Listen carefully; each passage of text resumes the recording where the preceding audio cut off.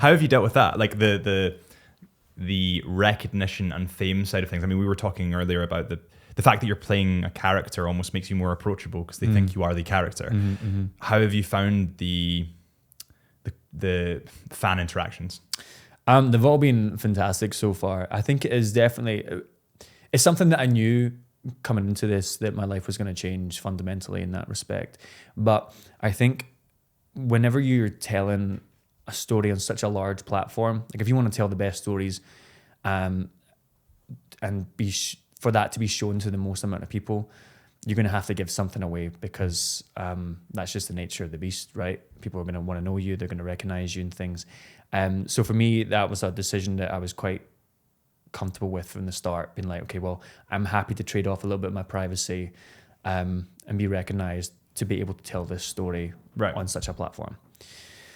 So yeah, now that the whole show has come out, I like I said, I've definitely recognized, I've seen the difference in the uptick of people, doing like double takes or, on the train or, you're sitting in the subway and all of a sudden like someone's phone just kind of like, they go like this. And by the way, that's so unobvious. Anyone who does that, like we see it every single time. We know you're not playing fucking Snake on your phone. And that's okay. It's still weird because, I'm just not used to it, but it's fine. I'm more than happy to meet people on the street, and the way I look at it, it's 30 seconds out of my day to make someone's week or whatever, and make someone really happy, and that's totally fine for me. You ever had any weird interactions yet? Weird interactions. Let me see. Because some of the questions that there's been a couple. There was one at the pub a few weeks ago, and I was just standing at the pub waiting to order, and I just felt a tug on my jacket. I turned around and there's this lady there, and she didn't even say hi. She just like, I need to borrow you for a minute. And I was like, well, what for?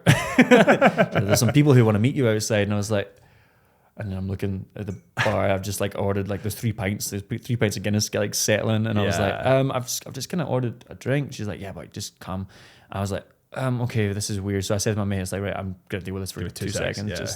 And I went out, and they were all lovely and things like that. But it doesn't hurt for people to say, hi, would you mind coming out, as opposed to ordering you're coming me. at your property. Yeah, exactly. Yeah. Which is a wee bit like, I'm still a person, and I'm more than happy to come and say hi and give people hugs or handshakes or whatever. But you can just ask for it, as opposed to ordering me. Yeah. What's the cultural differences in terms of, you mentioned there, Scottish people are quite, they'd see you in the pub and they'd maybe think, just, leave him to it, just let him be. Whereas Americans can be a lot more loud, right? They want to shout and scream and talk. Sure. I think, it's cool because I've lived in America, for almost 8 years before the job. So I got to really be immersed in that culture and see it.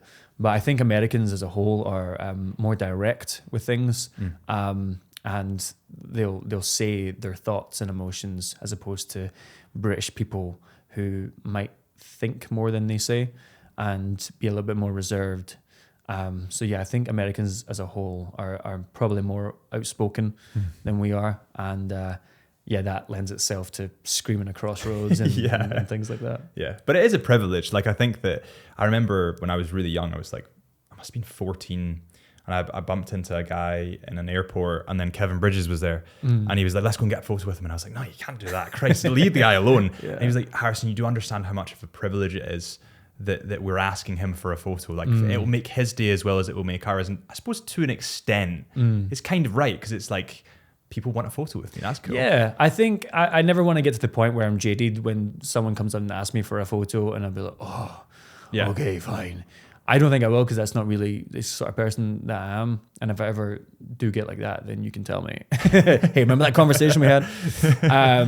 But yeah, like I like making other people's day. I like making people feel good, and that's why you're doing this, or at least that's why I'm doing this. Is to tell stories that mean something to people. So for someone to come up and say, hey, your character meant so much to me, or I really related with that. Like you said, that's a privilege. That's the goal.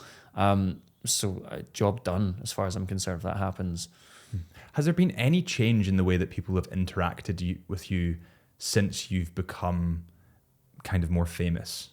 In what sense? So I feel like there was friends that I used to have kind of back in school who were not supportive in the slightest, but as soon as you get any form of traction, I'm not saying I'm famous at all, but it was more on the photography, YouTube and the videography side of things. Sure. As soon as I gained any traction on that, it was all of a sudden like, well, I want to be your friend again. And it was this weird, it was kind of superficial, right? It was like, you're trying to be friends with me because of what you can get from me. Has there been a change in the way that...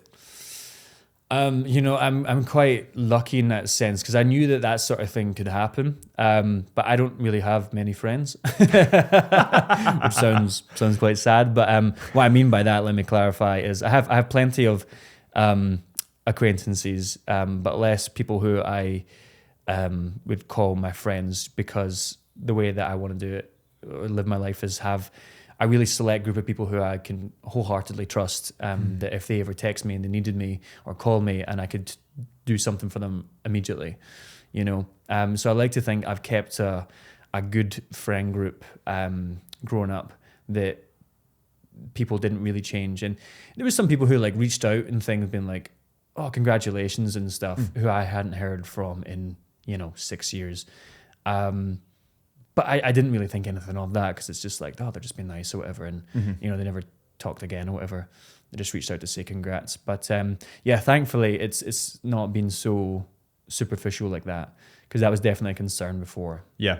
Yes. How do you trust people when there's an agenda at play? There was the podcast I was listening to recently, a famous comedian. And he was basically saying when you get famous, you want to hang around other celebrities because they don't have an agenda. And I think that it probably is kind of true. And also, like, you don't know if someone's going to try to take a photo of you doing something, or like there's a degree of trust that's lacking. It just gets a little bit iffy. If you guys enjoyed that clip, please do me a huge favor before you go and head over to our Into the Mind podcast official page, where we have the raw, uncut Into the Mind podcast, and hit that subscribe button. And the more subscribers we get, the more incredible guests we can get on the show. I really appreciate you guys for watching. Thank you so much. And I'll see you all real soon.